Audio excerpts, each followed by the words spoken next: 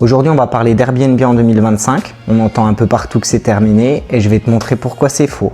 La plupart aujourd'hui qui disent que Airbnb c'est fini, c'est parce qu'ils mettent que des produits les moins chers possibles. Ils font des rénovations en PVC, ils vont mettre une télé pas connectée. C'est plus acceptable, c'est normal aussi. Les voyageurs, ils ont certains critères d'exigence. En location courte durée, on voit la plupart des investisseurs, ils pensent qu'avec le portefeuille. C'est pas le problème d'Airbnb ou le problème de Booking si votre appartement il se loue pas. Si vous faites un appartement qui sort du commun avec une belle déco, un thème et que votre appartement il a une âme, il n'y a aucune raison qu'il se loue pas.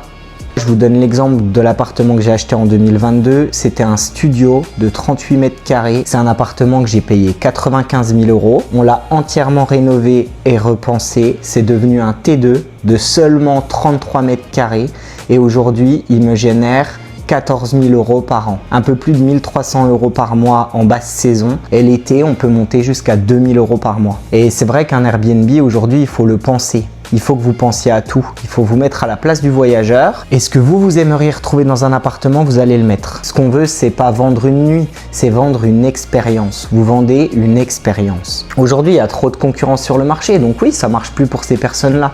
Mais d'un côté, tant mieux parce que ça nettoie le marché. Déjà, il y a un premier exemple que j'ai pris. J'ai fait une recherche sur Internet. On va se connecter ensemble sur le site d'Airbnb. À Paris, un appartement à louer à 500 € par jour. Voilà le taux de remplissage.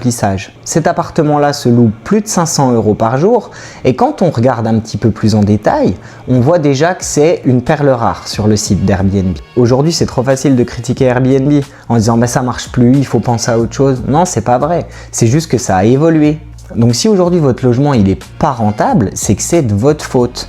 C'est que c'est à vous d'apporter les améliorations dans votre logement. C'est à vous d'aller taper plus haut et de vous dire ok bon je vois que là ça fonctionne pas, qu'est-ce que je pourrais améliorer moi pour que mes voyageurs se sentent bien. Donc voilà, pour moi aujourd'hui Airbnb c'est devenu indispensable de proposer son logement dessus, peu importe la réglementation, ça va évoluer avec le temps, rien n'est gravé dans le marbre, c'est pas parce qu'aujourd'hui il y a des restrictions que dans 10 ans il y en aura aussi. Et en tant qu'investisseur, il faut toujours essayer d'avoir un coup d'avance. Donc pour moi, la règle numéro 1, c'est de faire un bon achat, c'est-à-dire d'acheter en dessous du prix du marché. Faire de belles rénovations, ça c'est le point numéro 2. On utilise des matériaux de qualité, on pense l'appartement avant et on pense au confort de ses futurs locataires. Quand on achète l'appartement, la marge, elle se fait à l'achat, elle ne se refait pas à la vente. Donc il y a un prix du marché du mètre carré, on essaye toujours d'être en dessous. On fait des belles rénovations, on met des jolis meubles, on équipe bien, on vise le haut de gamme.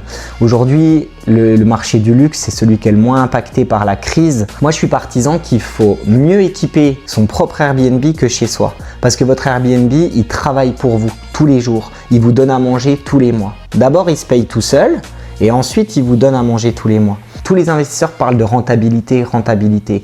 Aujourd'hui, moi, je pense qu'il faut se positionner sur du premium et déjà faire en sorte que l'appartement s'autofinance. C'est déjà bien.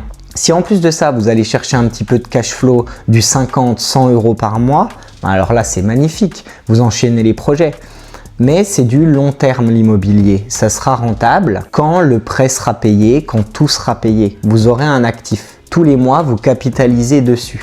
C'est pas fait pour gagner de l'argent tout de suite. Et c'est aussi une stratégie long terme. On fait une rénovation avec des beaux matériaux, ça dure dans le temps, on le loue plus cher. Si on souhaite le vendre, on fait visiter, on provoque l'effet coup de cœur. C'est pas dur de se démarquer. Allez faire un tour sur le site d'Airbnb, regardez ce qu'on propose à la location dans votre ville et vous allez voir où elle est l'opportunité. L'opportunité, c'est tout droit, c'est faire du haut de gamme. Le marché de la location aujourd'hui, il est très tendu. Il y a plus de demandeurs de logements que de logements disponibles. Airbnb en 2025, c'est pas fini du tout, c'est que le début. Mais il faut un logement au top et des super équipements pour que vos voyageurs ils se sentent bien dedans. Les investisseurs, ils prennent du pas cher, du PVC et du plastique.